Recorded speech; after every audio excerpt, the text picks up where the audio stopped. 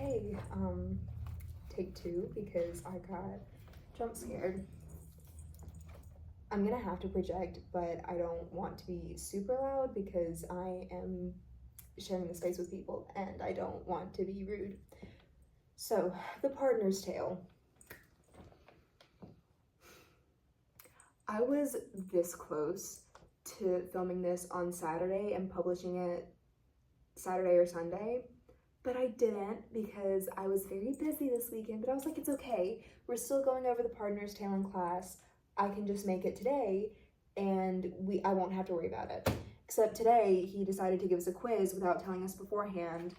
So this is, well, actually it's not really useless because the whole quiz was about who versus whom, which we didn't go over in class, but that's besides the point. We're probably going to have a test on all of Chaucer's tales at the end. Not for sure, but probably, and because I had already written all of this and I had already scripted this, I'm just going to go ahead and do it. Like, I've already put up too much effort to not just sit down and film for like 4 minutes. So, The Partner's Tale, we might not need it. Whatever, I'm going to start. Okay, so the partner is traveling with his friend, the summoner. Their friendship, they're like really close bros. Nothing's like, it's not official, but anyways. So he's implied to be homosexual, but he's always talking about how he always has a jolly wench. He always has a jolly wench. Except he's described as having like a very effeminate voice. So he's like, oh my god, yes, I always have a jolly wench. Literally everywhere I go, I'm always bagging the jolly wenches. So everyone's kind of like, uh-huh, I'm sure. For those of you who may not know, jolly wench is just a whore. He's like, yeah, I'm always bagging bitches, but he's like, oh my god, yes, I'm like always bagging bitches queen. And it's like, anyways, he's a partner, so his job is for people to give him money, and he will give them a little slip of paper that says that they're not sinners anymore. So he's a scam artist. He's literally just a scam artist. It's his job to scam people out of their money. He is, throughout this entire story, portrayed as a hypocrite from the very beginning, where it's like his whole being is screaming Skittle Squad, but he's always talking about being promiscuous among the women. So it's like these two things don't add up. But later in the story, the tale that he tells is all about how money is bad, money is bad, money is bad, but his whole character revolves around getting more money. So it's kind of like being greedy is bad, except when I do it, then it's fine. So his entire character can just be pretty much summarized as a hypocrite. He's a big, fat hypocrite. So, his story. He says that this is the story that he always tells to people to get their money. So, scene. There are 3 drunk dudes, they're hanging out in a bar, and they're just drinking, having a good time, and they find out that their other buddy has died. And they're like, no, not my bro. So they decide that they're going to kill Death. Slight problem. Their friend died of the plague, and pretty much anytime Death is mentioned, it's in reference to the Black Plague. You can't kill a virus, honey. Sorry to break it to you.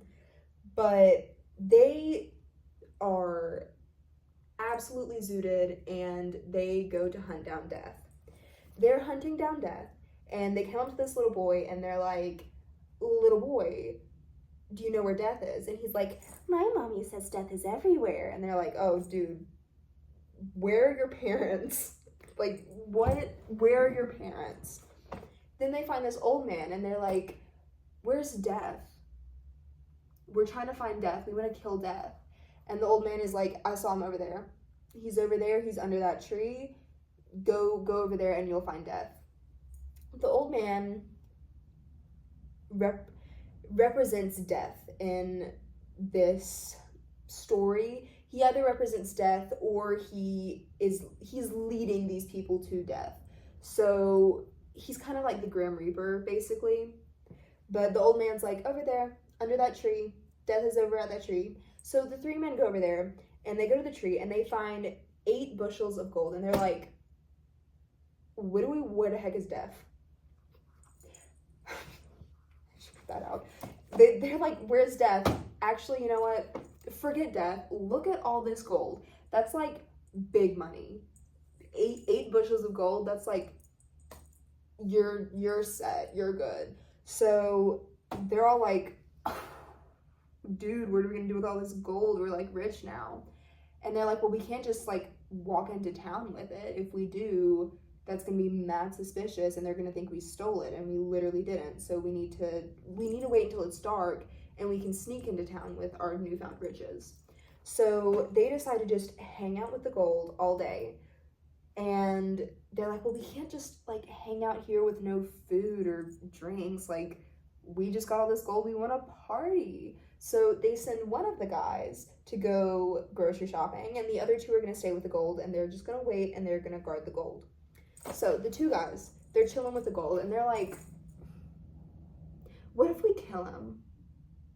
What if we just stab him? Because if we kill him, then the 2 of us get more gold. So they decide that whenever their third friend comes back, they're going to jump him and they're going to kill him, and then they're going to take the gold for themselves.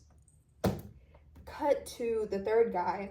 He's in town, he's shopping, and he's like, what if I kill him? Like, literally, what if I poison them to death?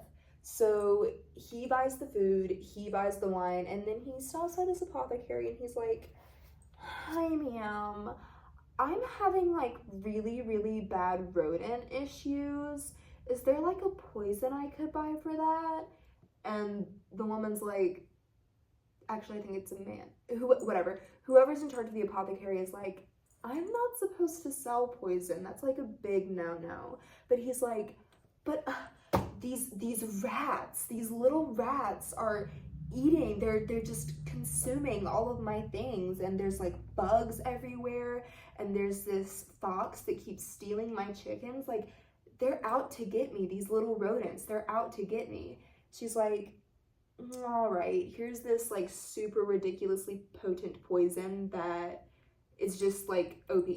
So he buys the poison, he puts the poison in the wine, he heads back to his friends, he gets there, and his friends jump him and stab him to death.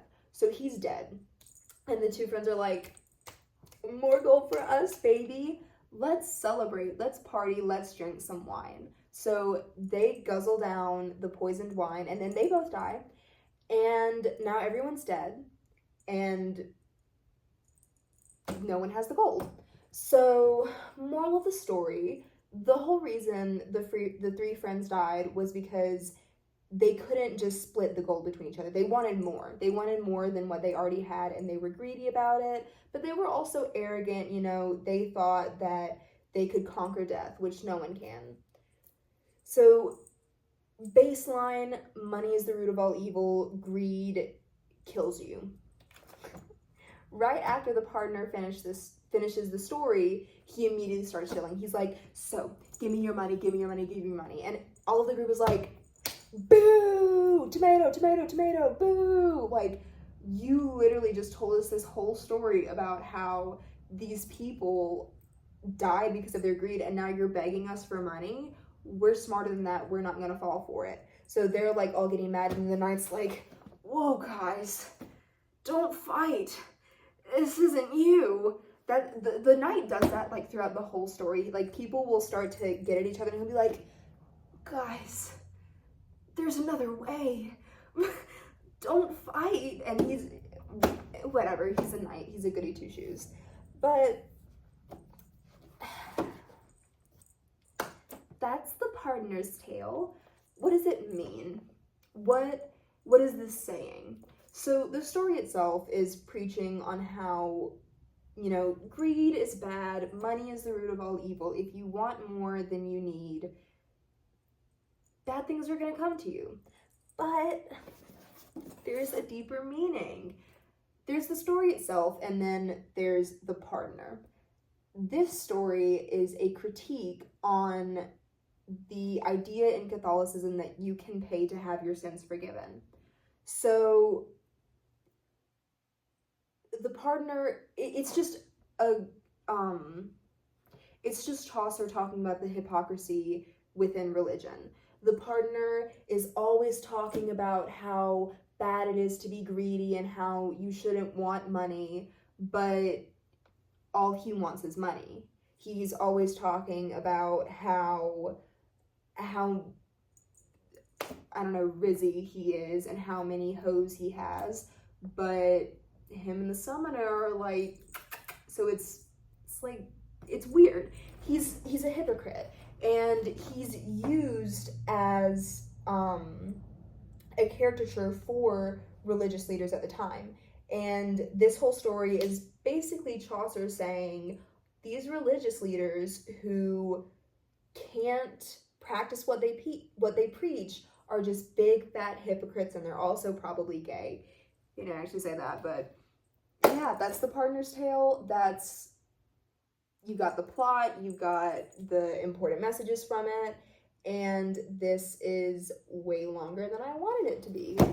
But that's why I didn't do all 24 stories in one video, because it would have been 3 hours long.